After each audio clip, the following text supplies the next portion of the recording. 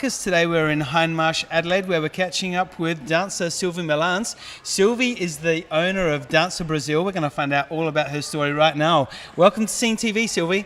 Thank you for having me. Oh, look, my pleasure. What is going on down here? I love it. There's music, there's dancers. It's exciting. Tell me about the story. We're trying to create a feel with all the dancing and fitness. And a lot of my background comes from performing and doing shows.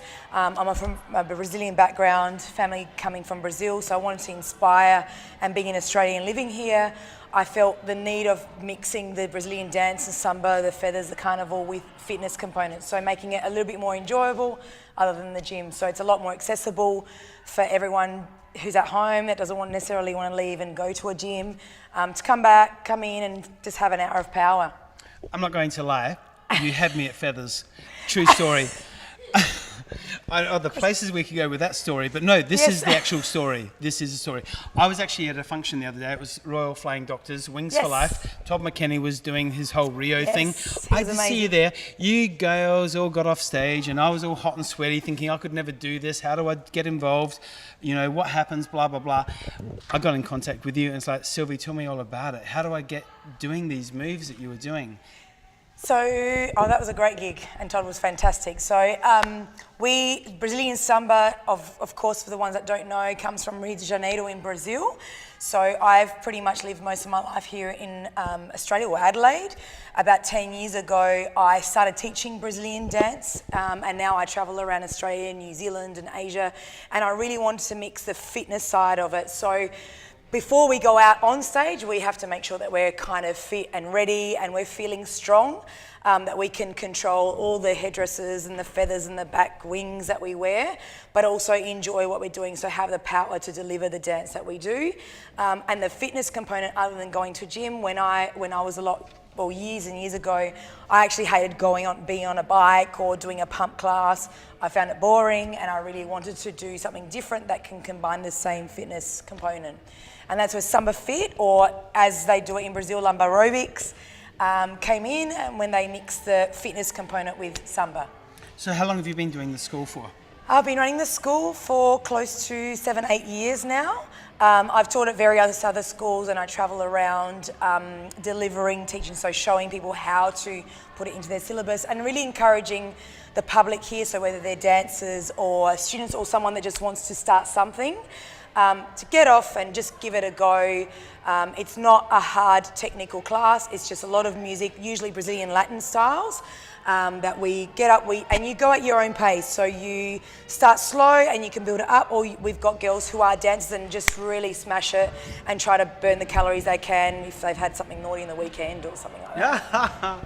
So do you find that when people come to you, you know, when your customers come to you, do they want to come to you to learn to do this dance for performing, or is it just to keep fit? How does it work? Do you know, I get a bit of both, and my goal, I've had a lot of goals through Brazilian dance, and especially encouraging and growing samba here in Australia, especially with TV and dance connecting a lot now through our broadcasting televisions. The dancing is taking off, but I think the fitness component still stays there, and I get girls who have either been dancers or want to dance, and they're at an adult part of their life, or in the mid-20s, 30s, 40s, even 50s. I have my eldest student, she's 67, and she still comes to beginners, flat feet with a bit of medication, and she's rocking. Or we have girls who just come purely for the fitness, who actually don't like the gyms, don't want to do yoga, and just love Latin music, may not necessarily want to be a dancer, or don't feel the reach or the need to put on their costume, but want to feel special and feel great. And we have a great time. It's not a big class. And we're very much a space where someone can just switch off for an hour, come and just love it.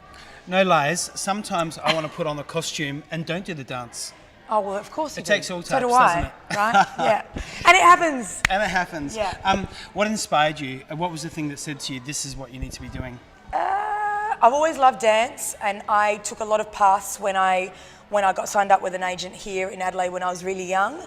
I started lacking a bit of heart when I missed the samba, the drums and all the percussion and the unity. When I was booked for work, it was always strangers. You work together for a week and then goodbye.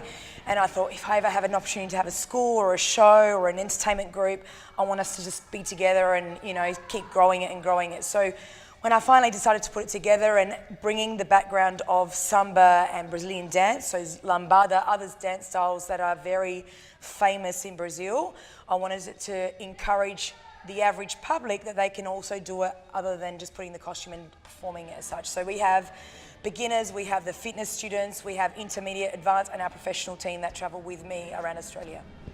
A lot of our viewers would know the whole Zumba movement, clearly, because that's been very much publicised. Awesome. Just for our viewers' sake, what would the difference be with what you do to the Zumba movement? Yeah, good question. And I have taught, I am a Zumba instructor. I teach more now the SambaFIT purely because with Zumba, it is very structured. You have CD that has content and choreography. It has a vast amount of styles, whether it's cowboy styles to Greek Latin dancing or funk or reggaeton. I really wanted to focus on what my passion was, which is Brazilian Latin dance. And I think that's what makes me come to class, that's what makes me prepare my music, that's what makes me say hi to the girls and go, let's just kill it, as opposed to following somebody's syllabus. And I think what's worked for me is I've kind of followed my own way, and yeah, it just makes me get out of bed and make me want to do it my own way. Whereas in Zumba, the Beto is fantastic. His invention has been amazing all over the world. But I think you've got to do what works. And for me, what works for me is this fitness. I love doing it every time I go back to Brazil, I just go to a class and just follow. I may not even know the songs, but in Brazil you have that swing where you just follow, whether you're right, wrong, two left feet, you just go and have fun. And that's what I want to recreate here with, you know, the school that we have. Clearly you're passionate about it. I love it. I love your passion, the love of. What would you be doing if you weren't doing this?